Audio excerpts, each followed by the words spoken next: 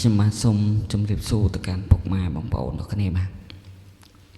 តើមុនឈានដល់តម្រុយថ្ងៃថ្មីអត់មានសូមបង្ហាញតម្រុយដល់ពុកម៉ែបងប្អូនគាត់សូមអត់មានណាបាទក្នុងឆាតបាទឬក៏គាត់តែមកអត់មានបាទសម្រាប់ម៉ោង4កន្លះបាទម៉ោង6កន្លះ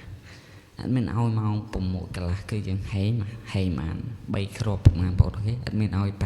53និង69បាទយើងគឺថាបាទយើងចូល53 69 និង83បាទចូលបាន3ប៉ុសបាទប៉ុស A 2ប៉ុសបាទនិងប៉ុស D មួយប៉ុសទៀត83 53 69 83បាទចូលបាន3ប៉ុសពុកម៉ែបងប្អូនហេហេបាទតោះហើយពុកម៉ែបងប្អូននៅមកក្រោយដែលមិនទាន់បាន like subscribe ទេសូម like subscribe ណាមួយហើយពុកម៉ែបងប្អូនមិនដឹងថាសុំតម្រុយពីអត់មានតាមណាបាទអាចសុំបាននេះសកៅ7 62 ដល់គុត5 11តែមកបាទពិសេសម៉ោង1កន្លះម៉ោង4កន្លះអត់មានតម្រុយពិសេស VIP ជូនបងប្អូនចង់បានតែមកបាទសកៅ7 62 ដល់គុត5 11បាទ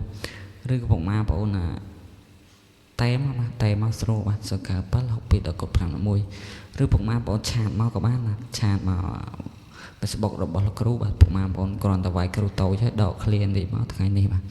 វាយគ្រូតូចឲ្យដកឃ្លានតិចមកថ្ងៃនេះហើយឃើញរូបរាង profile cover ឲ្យបែបហ្នឹងគឺជា Facebook គ្រូតូចបាទអាច add មកគ្រូតូច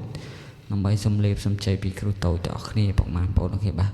អរគុណច្រើនបាទសម្រាប់ការទេសនាវីដេអូជាមួយគ្រូតូចបាទ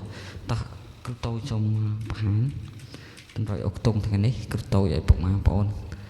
យ៉ាទៅកំសាន្ត free ឲ្យបងប្អូនហ្នឹងបាទតោះគឺតម្រុយពិសេសបងប្អូនអាចយកទៅលេងបានបាទអរគុណបាទ